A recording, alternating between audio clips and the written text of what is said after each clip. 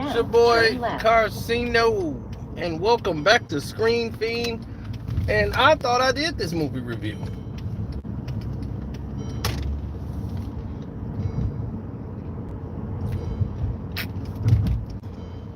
Guess I did not. And I'm like, man, I've been slacking on the reviews. So we probably need to get that up to date. So let's knock those out right now.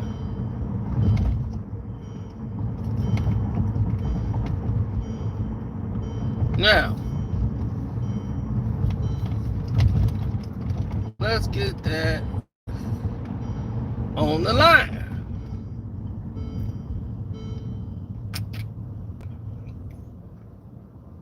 What was strange for me, or some things that I found to be disturbing or just weird?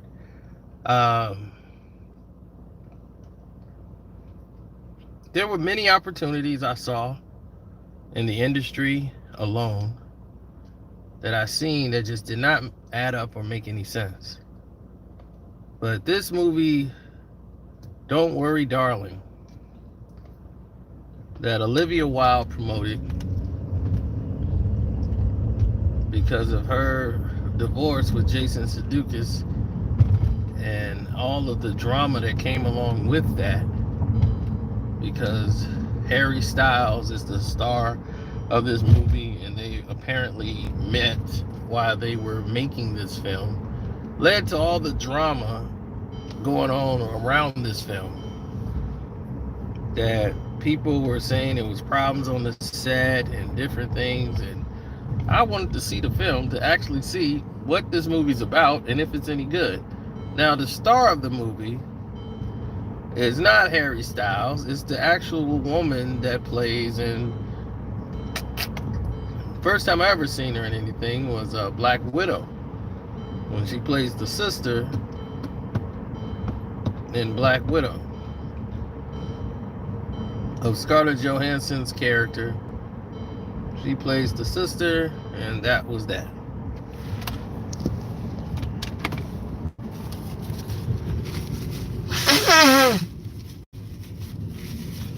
Now, it's allergy season. Now, after all of this was done, you start seeing different things happen, like different engages. You start seeing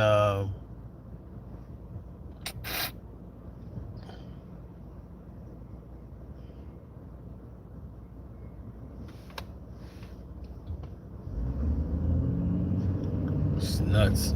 That dude just did something stupid. But you start seeing different engages of people doing different antics. So the movie starts off and they show these different cinematography shots, and Olivia Wilde is not only acting in it, she's directing. This is her second time directing a film, and she's actually starring like a character in this film. I don't believe she was in the first movie she did, which was like Booksmart. Now in this film, I didn't like Booksmart at all. I walked out of it, and all the raving reviews for it was just BS, hogwash. It was just ridiculous, I thought. But this film, it starts off with basically showing these different imageries of a woman who's living like in the 1930s almost. Like they live in the desert, and it's this new island, and it's like they moved there. The husbands all work, and the wives basically stay at home, and they're housewives. And they all live in this little community in this town where Chris Pratt is running everything. I mean, Chris Evans. I'm sorry, not Pratt. I'm mixing my Chris's up. But Chris Evans is like this overseer who put this whole thing together. And they're in their own community, and they got everything they want. They got the best foods. They have cars, and everybody in the town, they go to aerobics class together. They drink wine. They hang out. And Everyone is excited.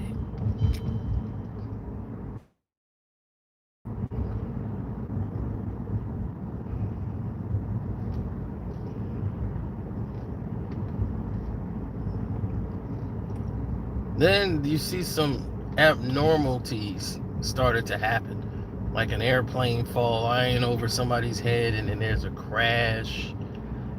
Certain things that just don't make sense start happening, like she opens an egg and no yolk or egg or anything's in it, it's just empty shells. And then she'll go to sleep and wake up with no memory of how she even went to sleep. And you start to see the society, and you start to see the tropes and what she's trying to do. And Olivia Wilde is, she's trying to really prove herself in the film world and to be taken seriously. So what she's doing is she's trying to show off like all these abilities she's learned as a director. So she's showing all her gifts, like, okay, I'm gonna do this on this shot. And what she's doing is overkill. It's like killing for a shot. There was a table scene that was very interesting, a very interesting shot that I think was her best in the movie. Probably the best scene of the movie. But it's interesting that she's starting to distrust the world she's living in, and she keeps questioning her husband to ask questions, and she's starting to piece things together, but it's like she really don't understand herself what she's even asking. It's almost as if she does not know herself.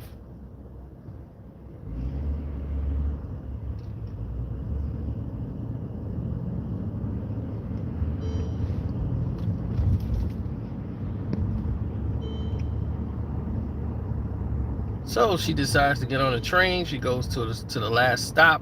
She gets off of the train, and when she gets off of the train, she's noticing something. She's noticing something pretty interesting. She's noticing, like, wow, look, everything is different here.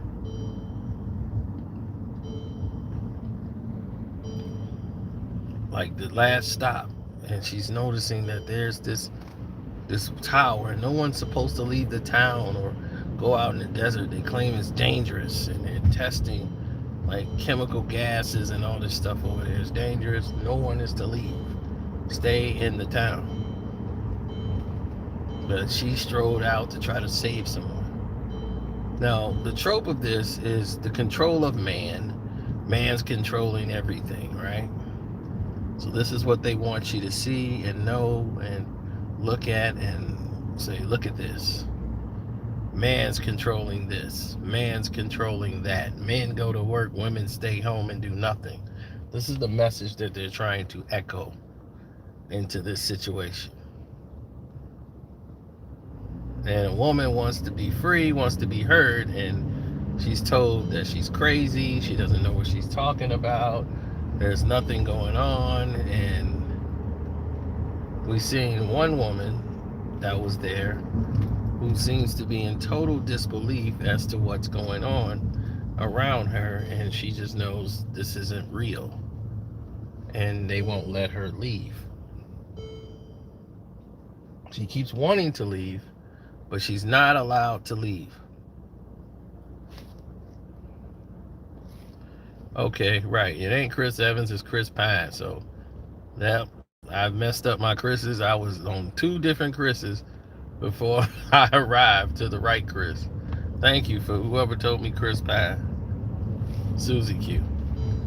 So the tropes was heavily painted by Olivia Wilde. Subtlety is better, Olivia, than just brunt, blatant, in your face, wham, deal with it. Here it is. She was over the top trying to prove herself. And I think the movie lost a little bit of what it could have been with over repetitive things, thinking that we wouldn't get it, and she kept repeating these scenes. But I did love the love scenes. Oh yeah, yeah, I did like that. Like he would just come home, make love to her, and that's it. Now, the most interesting part about it, to me, at least to me, was the actual ending and what it was about. And mostly it was breaking free of men control. And it's another movie where men ain't it, and women need to stand up and do things for themselves. They don't need a man. And this is what it breaks down to, where it starts talking about societies and and how it's built and how it's ran and all these things. And that's what it's about.